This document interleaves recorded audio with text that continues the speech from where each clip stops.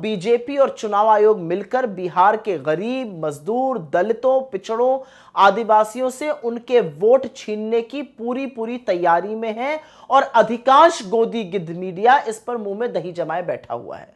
और जो कुछ निष्पक्ष पत्रकार जमीनी असलियत दिखा रहे हैं, उनके खिलाफ ये कायर एफआईआर कर रहे हैं। एक ऐसी ही एफआईआर अजीत अंजुम जी के खिलाफ भी की गई है। और तो और इन लोगों ने एक बीएलए तक को सस्पेंड कर दिया क्योंकि इनका जो सियाह सच था वो उसकी बताई हुई चीजों से बाहर आ रहा था। तो अजीत अंजुम ने ऐसा क्या दिखाया कि ये लोग घबरा गए?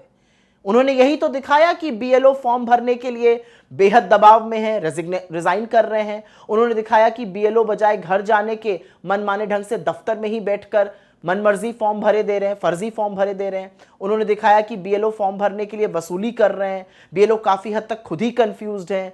ये जो बीएलओ किसी को रिसीविंग फॉर्म देने की बात है वो भी नहीं कर रहे हैं, जनता को कोई रिसीविंग फॉर्म नहीं मिल रहा है। यही सब तो दिखाया उन्होंने। लेकिन बजाय उनकी दिखाई हुई खामियां पर काम करने के, उन पर एफआईआर ही कर दी गई। और एफआईआर इसलिए की गई कि जिससे ना सिर्फ सच पर पर्दा डाला जा सके, बल्कि बाकी लोग अगर सच दिखाने की हिम्मत जुटाएं तो उनको भी डराया और धमकाया जा सके।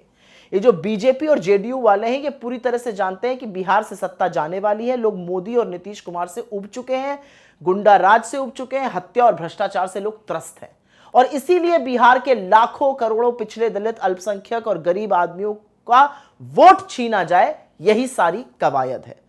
और इसका प्रमाण अजीत अंजुम जैसों पर पुलिस की एफआईआर होना है, जिसका जितना विरोध किया जाए उतना कम है। लेकिन इस देश के एक हिस्से में लोगों को उनके सबसे ताकतवर हथियार से, जो कि वोट देने का अधिकार है, उससे वंचित किया जाए, यह कैसे बर्दाश्त किया जा सकता है?